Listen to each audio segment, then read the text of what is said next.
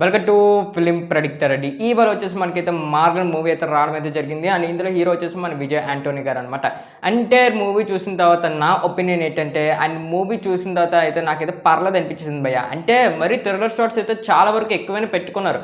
కాకపోతే మధ్యలో అయితే కొంచెం స్లో డౌన్ అయ్యిందనమాట and movie. And first half వచ్చేసి అండ్ మనకి నీట్గా క్యారీ చేశారు. ఆ థ్రిల్లర్ సీన్స్ కానీ, అక్కడికి వచ్చే విజయ్ యాంటోనీ గారు కానీ, అక్కడ విలన్ షాట్స్ కానీ అండ్ నీట్గా ప్రజెంటేషన్ చేసుకొని పెట్టుకున్నారనమాట. అండ్ మెయిన్ వచ్చేసి ఫస్ట్ హాఫ్ వచ్చిన ఒక 10 నిమిషాలు అయితే విలన్ అవ్వడం చూపించేస్తాడు. బట్ అయినా చివరి వరకు విలన్ అవ్వడం మనకు తెలియదు అనమాట. అండ్ మూవీ మోటివ్ అదే భయ్య. అండ్ మెయిన్ వచ్చేసి విలన్ క్యారెక్టర్ అయితే బాగా డిజైన్ పెట్టుకున్నారు. అండ్ విలన్ అక్కడ కొన్ని మందిని వచ్చి చంపే సీన్స్ అయితే మనకి రెగ్యులర్లీ అయితే మనకి భయం వేస్తాయి. అండ్ మెయిన్ వచ్చేసి మన విజయ్ యాంటోనీ గారు యాక్టింగ్ కూడా మనకి భయం వేస్తుంది అనమాట.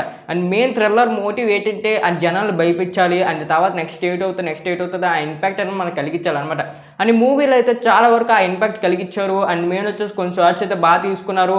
అండ్ రెగ్యులర్లీ ఇంటర్వెల్ సీన్స్ కూడా మనకి నీట్గా చూపించుకున్నారు. అండ్ అదర్ క్యారెక్టర్స్ కూడా నీట్గా బిల్డ్ చేసుకున్నారు అనమాట. ఇక్కడ విజయ్ యాంటోనీ గారి క్యారెక్టర్ అయితే నాకు బాగా నచ్చింది భయ్య. ఎందుకంటే విజయ్ యాంటోనీ గారు ఒక పోలీసు అనమాట. అండ్ అక్కడి నుంచి అయితే వేరే దగ్గర నుంచి ట్రాన్స్ఫర్ అయితే చేయడం అయితే జరుగుతుంది. అండ్ ఈ మర్డర్స్ వెనకాతలు ఎవరు ఉన్నారో అని మనైతే విజయ్ యాంటోనీ గారు కనబడుతూ ఉంటారనమాట. ఆ కనబడే మధ్యలో ఏటైతే అయిందో అని రిమైనింగ్ స్టోరీ మీరు థియేటర్లో చూసుకోవాలి. అండ్ ఇంటర్వెల్ తర్వాత నుంచి కొంచెం సినిమా అనేది స్లో డౌన్ అవుతుంది అనమాట. ఎందుకంటే ఆ విజయ్ యాంటోనీ గారు అక్కడి నుంచి కనిపెట్టే సీన్స్ కానీ మనకు కొంచెం ఫ్యూ ల్యాగ్ సీన్స్ లాగా అనిపిస్తుంది. అండ్ రెగ్యులర్గా చూసే థ్రిల్లర్ సీన్సే కదా అన్నట్టు మనకి ఇంటర్వెల్ నుంచి అనిపిస్తుంది. బట్ ఎప్పుడైతే క్లైమాక్స్ వస్తుందో ఒక సాటిస్ఫాక్షన్ మూవీ చూసామరా అన్నట్టు మనకి బయటకు వస్తాం అనమాట థియేటర్ నుంచి. అండ్ మెయిన్ వచ్చేసి అండ్ విలన్ క్యారెక్టర్ బాగా పెట్టుకున్నారు. అండ్ మెయిన్ వచ్చేసి ఇందులో అయితే విలన్కి అయితే ఒక సూపర్ పవర్స్ ఉంటాయి. అది ఎలా వచ్చింది అసలు ఈ థ్రిల్లర్ సినిమాలో ఒక సూపర్ పవర్స్ ఏంటి అని మీరు చూడాలంటే అంటే థియేటర్లో చూసి తెలుసుకోవాలి భయ్య. అండ్ థ్రిల్లర్ ఒక చంపుతున్నాడంటే వేరే ఎత్తు. అండ్ తనకు సూపర్ పవర్స్ ఉన్నాయంటే ఇంకో వేరే ఎత్తు అనమాట. అండ్ ఇక్కడికి వచ్చి మన హీరో తనని ఎలా ఆపాడు అని విలన్ ఎందుకు ఆ మోటివ్ అది మొత్తం అందరిని కిల్ చేస్తున్నాడు ఇలాంటివి తెలియాలంటే మీరు రిమైనింగ్ స్టోరీ మీరు థియేటర్లో చూసుకోవాలి. అండ్ బ్యూటిఫుల్ మూవీ అని చెప్పొచ్చు. అండ్ ఫస్ట్లో మనకైతే బాగా ఎంగేజ్ చేస్తూ ఉంటారు. అండ్ మన థియేటర్లో స్క్రీన్ మీద అలా హుక్ అయిపోతాం అనమాట. వచ్చిన 10 నిమిషాలకి థ్రిల్లర్ అయితే అలా వస్తూనే ఉంటుంది అనమాట.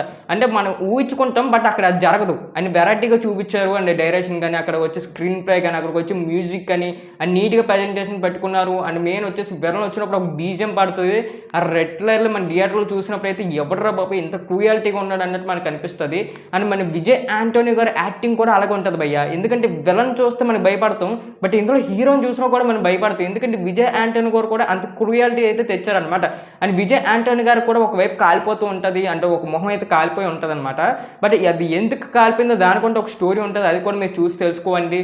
ఇంకోటి ఏంటంటే ప్రతి ఒక్క థ్రిల్లర్ చంపినట్టు కాదు. ఇందులో అయితే ఒక మనకైతే బ్లూయిష్కి వచ్చేస్తారు అనమాట మనుషులు చంపినప్పుడు. అది ఎలా వస్తుందో అని ఖచ్చితంగా అది మీ థియేటర్లో చూసుకోవాలన్నమాట.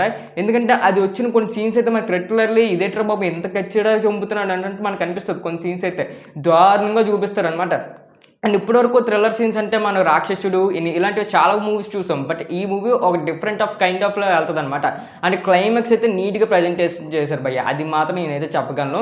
అండ్ మెయిన్ వచ్చేసి ఎక్కడ మీకు బోర్ కొట్టదో అండ్ సెకండ్ టాప్లో అండ్ ఫ్యూ 30 minutes మీకు బోర్ కొడుతుంది తప్ప అండ్ రిమైనింగ్ స్టోరీ అంతా మీకు మంచిగా చూపిస్తారు. అండ్ ఎక్కడ మనకైతే ఇచ్చేయరు డ్రాప్ చేయరు. నీట్గా సినిమాని అయితే ఫస్ట్ నుంచి ఎలా తీసుకెళ్తారో అండ్ లాస్ట్ కూడా ఎలాగా ఎండ్ చేస్తారు.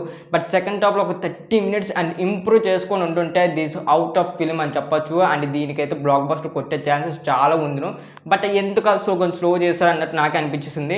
అండ్ ఇంకోటి వచ్చేసి అనదర్ క్యారెక్టర్స్ అని చెప్పాను కదండి. అండ్ మన విజయ్ యాంటోనీ గారు విలన్ కాకుండా అండ్ వెనకాతలు ఉన్న మోటివ్స్ కానీ అక్కడికి వచ్చి అక్కడ కొంతమంది చచ్చిపోతారు కదండి వాళ్ళు కానీ అన్ని నీట్గా క్యారీ చేసుకున్నారు. ప్రతి ఒక్క క్యారెక్టర్కి నీట్గా డిజైన్ చేసుకుని ఒక్కొక్క క్యారెక్టర్కి తన సంబంధం పెట్టుకొని అని నీట్గా జనాలు ఏదో చూస్తున్నారు అనుకోటి కాకుండా అని మనం కూడా ఒక మూవీ తీయాలి అని నీట్గా అందించాలి. ఒక థ్రిల్లర్ షాట్స్ కానీ అన్ని నీట్గా తీసుకున్నారు డైరెక్టర్ గారు. అండ్ మెయిన్ వచ్చేసి అండ్ బీజం కూడా చాలా బాగుంది.